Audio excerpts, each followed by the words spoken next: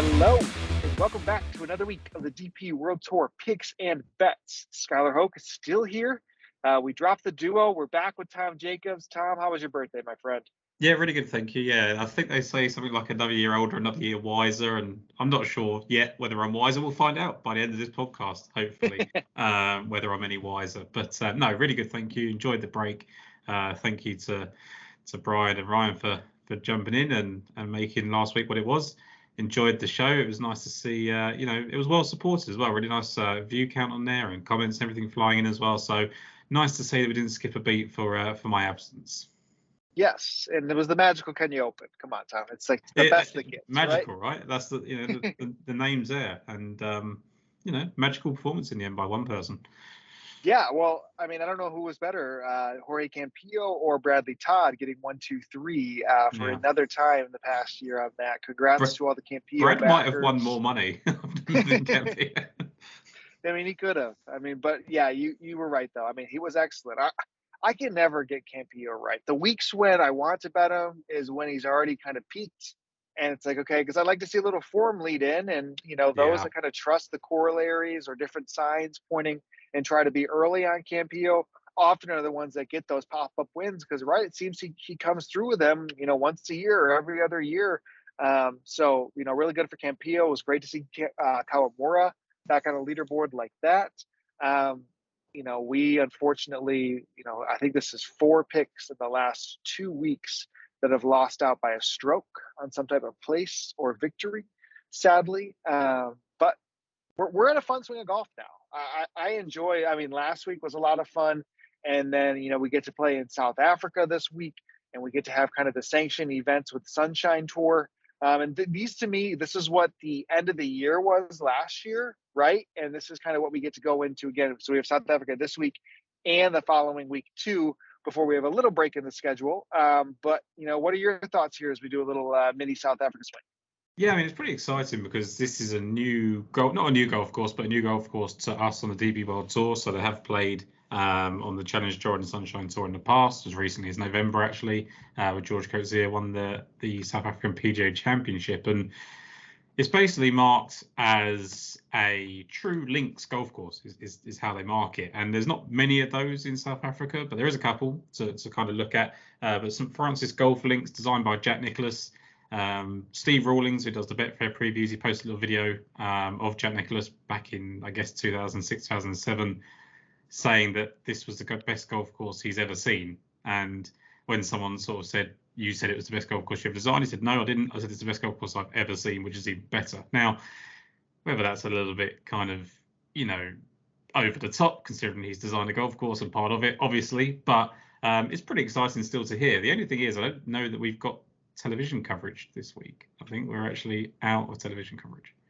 I saw Sky Sports isn't supporting it this week, which I don't know if that means Golf Channel is out as well. I mean, if Sky can't get there, I have a hard time thinking Golf Channel wouldn't be there too. It's a really weird one because they didn't really do the Kenya Open properly until they kind of did an hour or so, and then which made sense because it was the Players. But now we're going up against the Valspar where there's not many good golfers there. It's a tough spot.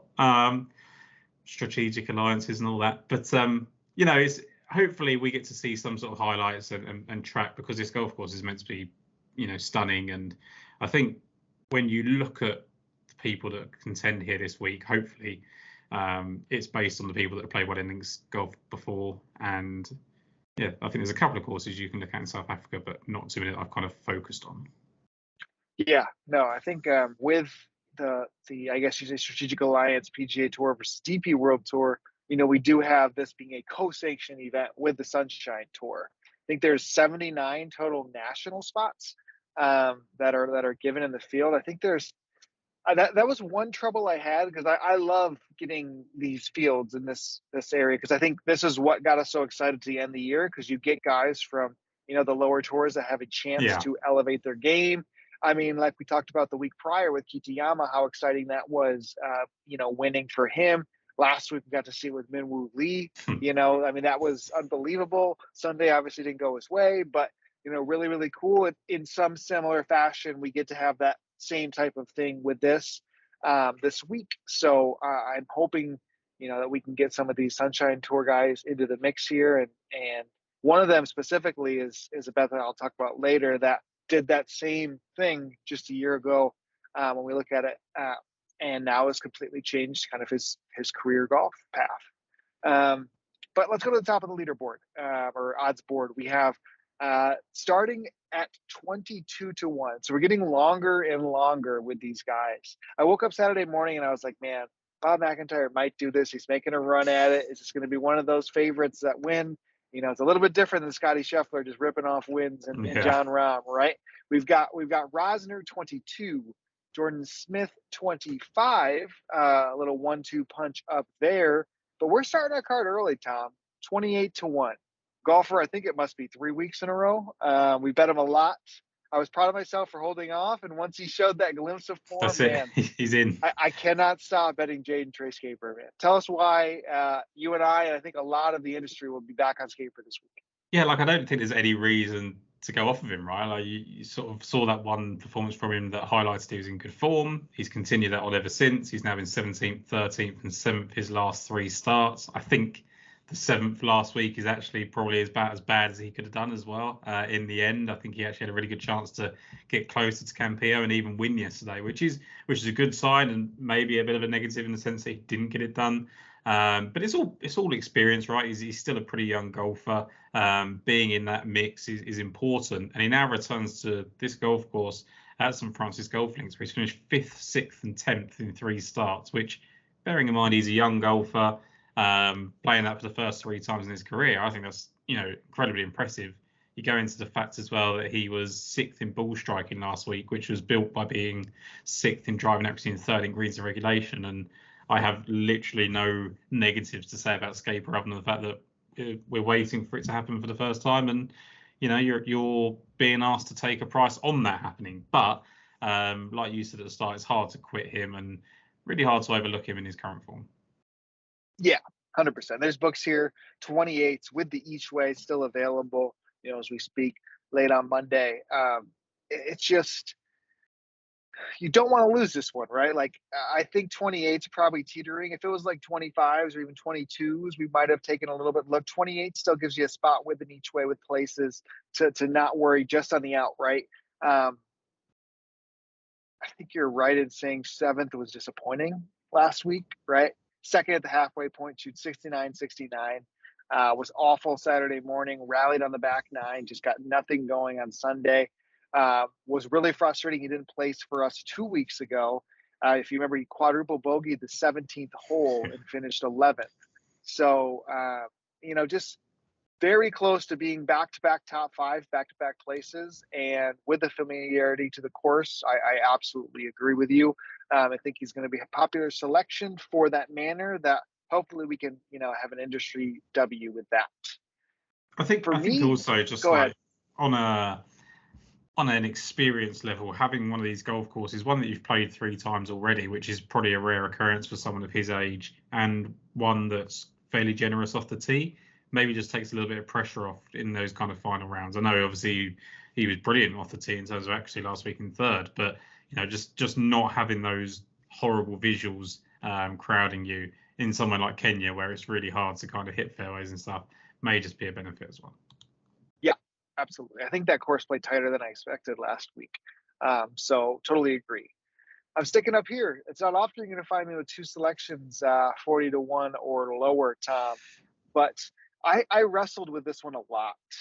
And it's really just maybe because the golfer, if you eliminated the name from this golfer and you saw the stretch of form that they have, the clear best golfer in this field, in my opinion, over the last 8 weeks, 20 rounds, however you want to kind of round it that way, Hughes Luton has had a really good year, in my opinion. A little bit of a renaissance from what he was, right? It seemed like when he was off for injury for a little while, came back, we're at back-to-back 3rd place finishes, really didn't sniff it at the Hero Indian Open, from a leaderboard standpoint of actually winning, but he was solid and steady. And this just continues that progress of what he had. He closed out the year pretty well for him in 2022. And then as we kicked off 2023, what I like is I don't really look to him sometimes in these early in the year events I don't know, like maybe that's just habitual from not seeing as much success, but he played solid to kick off the 2022-2023 season, 23rd in the South African Open, 13th at the Alfred Dunhill, and then he's gone those back-to-back third place finishes, and that alone separates him a good margin in form from anybody else in kind of this field when you're weighting some of those field strengths and what he's played in and how successful he's been. And when I drew that up before the odds came out, I thought he might be, right up there with Rosner and Smith, truthfully. And I know he opened 25s in some spots, but there's 35s to 1. And to me, that's way too long. I am definitely in who I think is the most informed golfer right now on the DP World Tour. Yeah, and I think we've already seen in recent months that there's been these renaissances from vicinity of Marcel Siem, and that's enough really to give you the confidence they can do it. And to be honest, Loughton wasn't even maybe in the same bracket as Siem. His was injury related as to why he went away in the first place, right? And I think COVID was pretty hard on him. I seem to remember that being a bit of a factor as well. So just a couple of really interrupted years. And when you look and he starts playing the way that he has consistently, you start to think, okay, if they were the only issues facing him, are we just going to get a kind of return to what Joost Luiten was in 2012 through to 2018? Like you say, you've got probably the best golfer in the field, and as Smith and Rosner are priced on their potential, Luiten should probably be priced on his current form and the fact that he's a 6-7 time winner on the DP World Tour. Like he's not going to prove it to you. And like Shaper, we're talking about saying we've got to see the first win. Loughton's been there, done it, and never going to worry about it. And he's still the right side of 40 as well. So it's not like he's gone at the game. 6-time winner on the DP World Tour, beating Bjorn, Jimenez, Fleetwood, Wiesberger, Wood. It's a hell of a scalp. Yeah, and I mean, it's been 5 years since he won, right? Like I definitely considered Histatune, in the same manner as he's come off, incredible stretches. His has been kind of round based. If he puts it together for 4 rounds, he's gonna win soon. Yeah. I mean, he's first round leader, and then round of the day Saturday, and then blows up on Sunday, and then reverse course. He's definitely had that. Gavin Green was interesting at 50s to 1 as he started to show a little bit of life here and there. But I just couldn't push away the best golfer in the field when you look at kind of how you weigh out these, whether it's Data Golf, whether it's Tour Tips, whether you're just kind of watching. I mean, it's definitely in some good form right now, and 35s felt definitely enough for me to put him on the card. Yeah, I agree. I think there's nothing negative to say about him other than, I guess, maybe if you think that longer hitters are going to prosper here, does that negatively impact him? I don't think it does, because I don't think he's ever struggled to keep up, and he likes links golf. So but if you're looking for just pure bombers and things like that, then maybe he's the one to go to avoid, I guess. Yep. Totally fair. We're both skipping this 40s to 50s range. I believe we got 60 on our card for the next golfer here. And because we get to come back to South Africa, we just get to bet these young phenoms from their home course or from their home nation and keep going to it. So I believe. I do have one. Sorry, I do have one in the 50s. So okay. I got 60. Yeah. So 50 to 1, Matthew Jordan. Based on, he looked really frustrated yesterday, and that's been a lot of recent signs, right? Like every time he seems to get to the end of Sunday, he seems to struggle. But I'm just thinking about like links tests and things like that. That plays right into Matthew Jordan's hands. His best performances have been at the Alfred Dunhill Links, Portugal, places like that reward links golf. The form is incredibly consistent at the moment, and it's just taking that final step, like you just said about Histatune, where it's kind of round based. Jordan's a little bit the same, basically been in and out of the top 10 in multiple events recently. 34th and 20th to start the year in the Middle Eastern swing, 19th at the Ras Al Khaimah, is 10th at the halfway stage, 17th at Singapore, he was 16th going into the final round, and then last week he was 6th going into the final round. And he was really bad, and that has been the case for him on a Sunday at the moment. So that's why the 50 to 1 is tough, I guess. And it was basically between him and Wilco Nineaber in this range for me. I thought Nineaber could, potentially unleash his driver a lot around here. But I just went with Jordan just because I think the consistency, I like it. And I think that at some point, we always talk about these people, they let you down on Sunday, etc., until they don't. And I just wonder if that until you don't comes from Matthew Jordan soon. Yeah, Axis got a licking for betting Connor Seam for the same manners last week. But Seam has also come through. 50s gives you plenty of place value, and I agree. You get yourself in the situation more often than not, it's going to come through at one point. Yeah. And if we do see that links carryover, absolutely, he's somebody you always have at least a links level up when that style of course comes around. And considering how bad he was on Sunday, he was still 10th in driving accuracy and 3rd in greens regulation at the end of the week. So to me, that's a huge plus for someone that has his ceiling as well. I think there is a win coming out from Matthew Jordan. Love it. Love it. All right. So then I'm fair to go to our selection here then, correct? Yeah, ready to go. So we were in together on Scaper. We're going to go back again to it's the same thing, right? It is the exact same thing when you're betting Casey Jarvis. Yeah. Same pedigree from an amateur standpoint.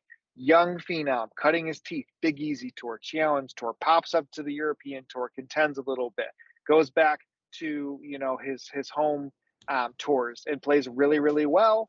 And he's been around that lead enough times, and it's just going to come through one of these times. And I think, last week, and he's got a little bit of that Histatune-esque, where it was open with a 66, close with a 65, right? It was 14th after round 2, one bad round.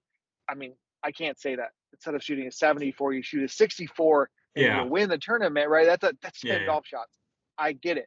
But he went and turned around and shot that 65 or 63 on Sunday and proved himself by 11 strokes, right? He shoots under par. This is a top 6 here, cash and each way for us. So it's just enough if you pull out the upside of what Jarvis is, 60s. He's just right here, man. He can absolutely play with these guys. And these are the ones, right, where you're not going to get the value backing him on the Sunshine Tour, the Challenge Tour in the South African events. You are going to have to try and take him in these DP World Tour events. I think he's plenty good enough. 5th straight top 25 finish, 9th and 2nd in recent South Africa starts. And he was 2nd at this golf course behind George Coetzee in November. So there really is very little to dislike about Jarvis. Very much the same as Gabriel, like you said. Yeah, we're betting on the upside of these younger talents and expecting them to break through in, I guess, are we calling these like 2nd tier DP World Tour events? Is that fair to say? Maybe even 1st tier in my heart, but yeah, exactly that. Yeah, we love them from a betting and viewing standpoint, but like from a field quality, I guess they're probably even. Yeah, I guess you've got the Middle Eastern and like the Wentworths, and then you've probably got the French Opens, and then you've got these. So maybe even 3rd tier, and that just screams to me that there's some value on someone like Jarvis. Yep, 100%. Let's see. So we've aligned on 3, or I guess 2 selections here so far. I've got another 66. And we got our next one. Okay, so I'm gonna go. Yeah. I think this is the standout bet of the week. My next one here. It feels wrong, and I mentioned it right off the top, of a golfer who changed the trajectory of their career by winning one of these type of events, right? And it wasn't that long ago that it was the 36-hole Joburg Open in November 2021 that Tristan Lawrence, kind of elevated himself into an entire new player. Got to have consistent starts in the DP World Tour. Has a victory then in Omega, and then not that long ago, right? He wins back in his home nation here at the South African Open. So that was December, and then we just haven't seen much from him outside of that. Now, he flashed a little bit of life, prior to that, but he is absolutely somebody who goes in and out of form often. And similar to a Campillo-esque, in the sense of there's styles or places or numbers you just go back to because it's going to come around. That's how I feel about Tristan Lawrence, right? He was, let's see, 2 wins in 2022, 1 win so far in 23, 1 in 19, 1 in 18, with littering top 5s all across the Sunshine Tour, throughout the years of leading up the DP World Tour. And here we have him at 66 to 1 in this field, right? We're talking about upside with Schaefer. We're talking about upside with Jarvis. We're talking about a Sunshine Tour, journeyman coming up here. It's just a different feel. And I mean, we were betting Tristan Lawrence on like the Open Championship, of like, hey, he played well at the Scottish. Like, This is Yeah. something that I'm definitely intrigued on. And here we are at an exceptional number for a player of this caliber. And I mean, we haven't seen him in a little while because he went and teed it up in the Arnold Palmer Invitational, where, he didn't make the cut. Let's see, how many strokes he ended up finishing off of the cut line? I think he finished +4. What was that cut, like +2 that week? He finished 84th on the week, so I guess he was a couple of shots out, maybe. Yeah, he was 2 shots out. He was really good off the tee when he was there, which you do like to see. His second round, ball striking wise, he was exceptional. He gained like a stroke and a half off the tee, almost a full stroke from approach. So some really good ball striking numbers. So to see that kind of upside, it actually reminds me of Marcel Siem when he came over and played the Pebble Beach. That last round we got out of him was his best round there, at some of the best ball striking numbers. Got comfortable coming back in the States, or into the DP World Tour after being in the States, wins the next time out. I mean, Thriston had a couple weeks to get back to his home nation, and he can tee it up at 66-1. Tom, I just love it. And he was third at the halfway stage as well in Thailand. Like, you look at his recent results, and it's like miscut, 42nd miscut, 38th miscut, but they didn't tell the whole story. Like we just said, he wasn't that far off in the Arnold Palmer field, which is obviously an elevated event even to what normally the Arnold Palmer would be.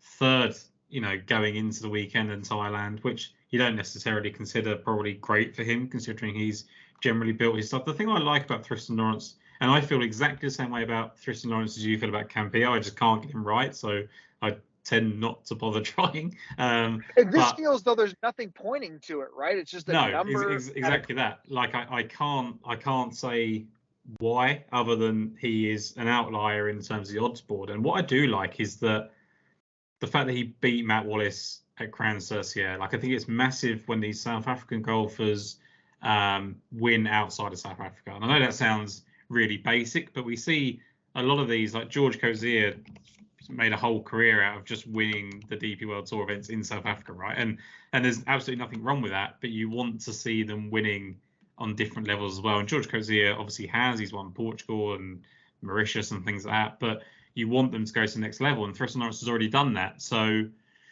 yeah, it's a tough one. I feel a bit the same about him and Van Tonder, in the sense that I think they've both got high upside and in this kind of field, and a lot of volatility, which actually normally leads to more wins than, there's Jarvises and the Scapers that build that consistency in and lower their price. But who do you think's got more chance to win? I don't suppose the win equity between those 2 or 3 golfers is that different.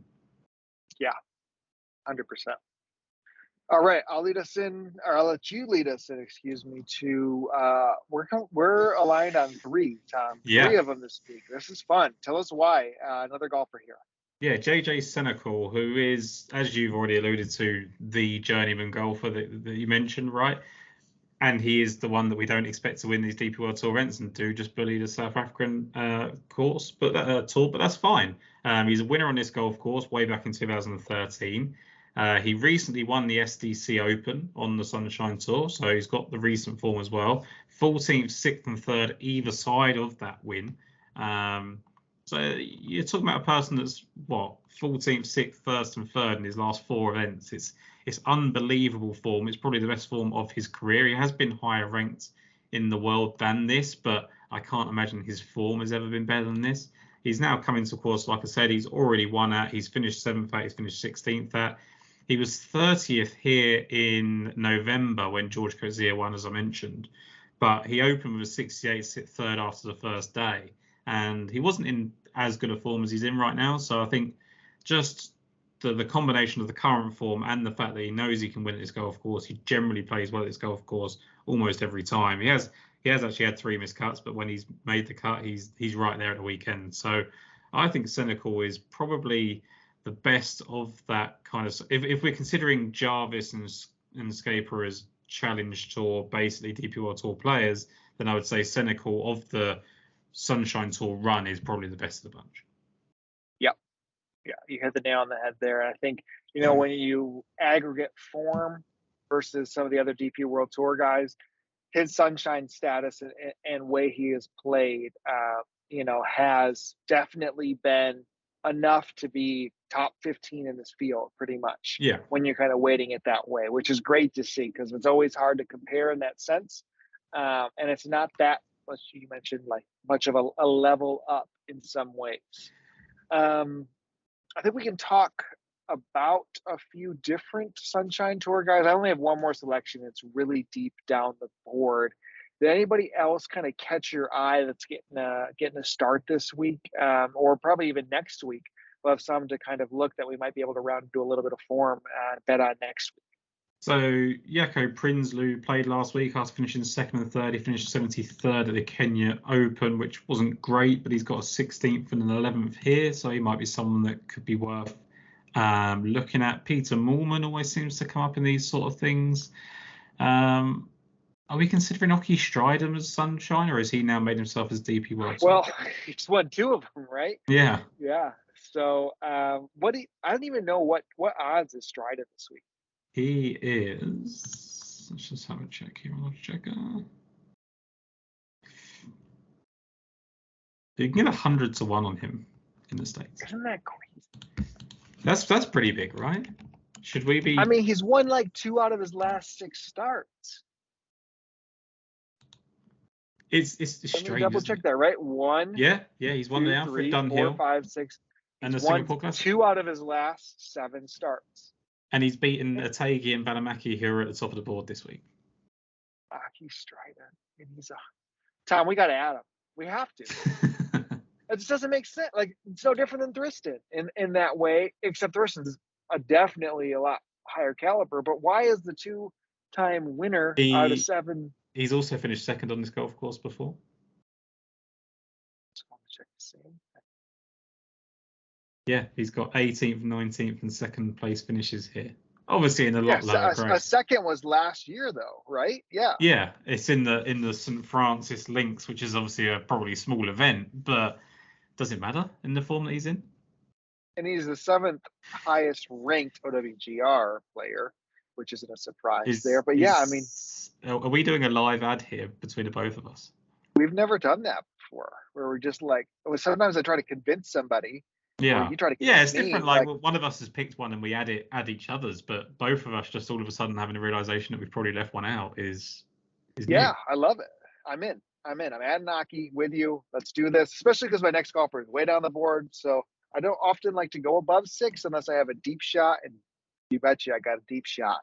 So it works out. It works out okay for it. The only other person I kind of looked at was, I seem to remember this was right back at the very start when we were doing podcasts, and like his name's like, I always said it's Shitey Cat, which it definitely isn't, but like, Neil. Like, I don't know how to pronounce his name, but I feel like he's popped up for some reason. I mean, he's in terrible current form, but he's got 3rd, 2nd, and 5th place finishes at this golf course. Yeah, no, he can't play golf at the moment, but. He definitely. I was kind of intrigued. Like Brandon Stone was in some form, and he gets to show up here, right? Let's see, Albert say Dylan Naidu has got a 5th here, and was 7th last week in the Mediclinic on the Sunshine Tour. Where's Taylor won on the Sunshine Tour last week? He's still like 250s. I believe that was his home course last week. So that home course narrative can run. Yeah, that's a good thing. David Lingmerth almost did at the Players Championship last week too. He's great.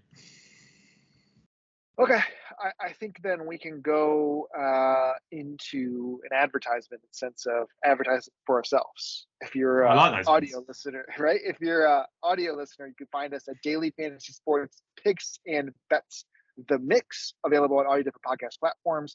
If you want to listen to us on your commute Tuesday mornings, it'll be up by then. So we appreciate rating, reviews, subscribing for us. The YouTube likes and comments go a long way too. It's fun to always see those every week. We just love the support. It's a lot of fun.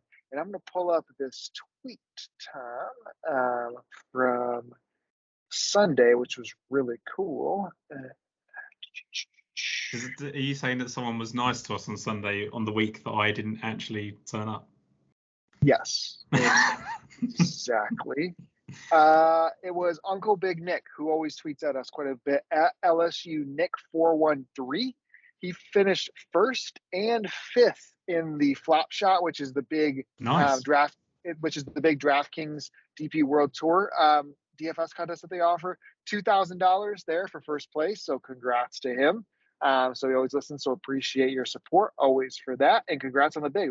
That's a huge win. That is huge. That's nice, especially on a DP World Tour. You don't get many bigger prizes than that at the moment. No, that's it. That's the top prize you can get. So good, Yeah. good for him taking that down. All right. So last week, Tom, you were off. I don't know if you got swept up in the Kabugu sweepstakes that was going on. I did see some of this. Yes. Tried my best at 1,500 to 1, and I bet the younger brother. Who had shot a 66 the year before, who was inside the top 5 going into the weekend. There was some absolute scenes on 18 when his older brother, I believe Matthias, his older brother, was making birdie putts, almost thinking eagles on 18. Got to play the weekend, so really, really cool when you kind of get the local players there, especially because that event's so well supported. It's magical. It literally is magical there with all the support that they get, the players getting their exemptions from the Safari Tour. So unfortunately, our 1,500 to 1 shot did not come through. That means, if my math is correct, we have like 1,451 still available to us if we keep betting those guys to break even. So Tom, we got a long time. Even Pat got like Pizzola and Cam Stewart on there. Yeah, I saw that. Be drinking beers with Cam if we hit that somewhere. So I promise these guys, one day we'll find one. We've got to do it. It does come through. I mean, oh man, it probably will be in like South Africa as well. Oh, for sure. It's going to be like some lowly event. Absolutely, that's our peak. That is our Masters, right? Like, that's what's going to happen for us. So we only settle with 400 to 1 for this week's selection. What are you doing? I know it's weak. I know. But we look at it, and here we are with. I mean, it just fits the bill. We bet Jaden Triscaber. We bet Casey Jarvis. There is another young phenom coming up through the South African ranks, and his name is Yurav Premlal. 19 years old, turned pro just last month in February, and he has played, I think, just 2 events since he's officially gone pro.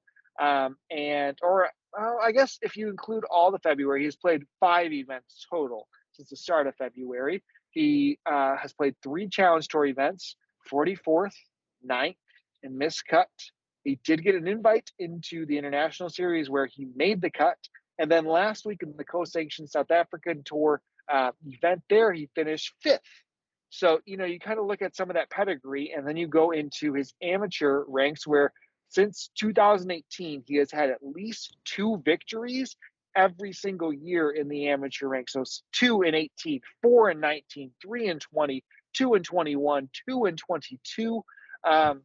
So you see him winning, or at least like competing in some big time events. I think his biggest event he played in was the African Amateur Stroke Play, which he finished second to start off the year, which, like, by the weighting of it, is one of the really big events that you get to play in. So the kid's got game, no different than kind of what you saw the come up of Jarvis and what you saw the come up of Scaper. It's identical, and you're getting that at 400 to 1. So I don't know if it's just the fact that, we don't really have that professional rank and opportunity for him yet, but this is that first shot since he has turned pro on the DP World Tour, and he comes in and some decent form. Yeah, I mean, look, I think anytime you can find these guys earlier than everybody else, it is great, right? That's what you do. You identify these players. I probably just wait until Casey Jarvis makes 5 top 25s in a row and then goes, yeah, let's bet Casey Jarvis, he's a youngster. But if you can get the guys earlier on, then that's the way to do it. And everything you kind of laid out there suggests, especially the recent start, right, the most recent start of all of those on the Challenge Tour or the co-sanction event last week when he finished 5th is, it's impressive. So effectively 2 top 9 finishes in his last 4 starts is pretty big. And the fact that he was getting those invites to the International Series is good. That means he's on their radar. The fact he closed out Data with a 65 in the final round, huge as well. So it's all just good reps and everything. There's a reason he's 400 to 1. It's probably going to be a bit too early, etc. But what's good for his professional development at the moment, I guess making the cut and finishing top 30, 40 is great. So why not start sprinkling some of those bets in as well? I'm sure top 40s and things like that will be available as well. Yeah, absolutely. And I mean, Stanley from Tour Tips was on him last week when he placed. So, always trust kind of Stanley's takes in the sense of kind of grading out these players when they get to have these shots. So No, I'm definitely excited for him, and it just follows the tune of our betting card, and really hoping to come through. We've been close. We've been missing out on places by strokes. A mere stroke at the last. Could have gotten Scaper into it last week. We could have had Yannick Paul a couple weeks ago, but overall, I would say 23 has been kind to us. Starting off in a good note, and let's keep it rolling. Tom, do you want to roll through your betting card here as we close out? Yeah, so for me, Jaden Trace Scaper at 28-1, along with you as well. Matthew Jordan at 50-1. Casey Jarvis at 60-1. JJ Senecal at 80-1. Just another little nugget on JJ Senecal that I kind of left out was that he was recently third at the Nelson Mandela Bay Championship as well, which was hosted by Humewood, which is basically South Africa's most classical links test. So that may just be another bonus in there as well. And then are we going to go with Oki Stridham as well there at the 100? Did you say 100-1 it was? Yes. Yep. 100-1. 100-1 available for him. So I am in on Jaden Trace Scaper 28-1. Hughes Luton 35-1. Casey Jarvis 60s. Thriston Lawrence 66-1. My favorite bet of the week there. JJ Senecal 80-1. Oki Stridham 100-1. Yurav Premalal 400-1. There is somebody that now I'm realizing this that we didn't bring up that I struggle on a betting card not putting on actually because of how kind he was to us. We are getting Dan Bradbury back into South Africa where he had his victory, right? He's much lower, 60s-1 this week. But man, I wouldn't be shocked to see Bradbury after a little time off get right back to it. Maybe next week we can hop into there. But that closes out on my end. Anything else for you, Tom? No, I think, like you say, Dan Bradbury is always worth looking at now. I don't know quite whether he's going to prefer the kind of more technical test he had or the links test that he's going to get this week, but technical's wrong, but like tighter or the open one. But I think when it all comes out, he'll probably be good at both. So yeah, Bradbury, nice little selection there to add on if anyone wants him. But yeah, really happy with our card. It's nice that we align on 3 players. Nice to be back, 1 year older as well. So looking forward to the rest of the season. And I've got the recipe for Valspar. We saw Kitayama right at the API. We saw Min Woo almost take down the players. It is Victor Perez. Yeah, I like Victor Perez a lot. I think it's a good golf course for him. Yeah, so yeah, I absolutely agree with that. For sure, he can win for both of us twice already in the year. We'll be excited, wouldn't we? Yeah. Yep, 100%. All right, we will close on that note. Again, thank you guys for listening. We really appreciate your support, and we'll catch you for another week in South Africa next.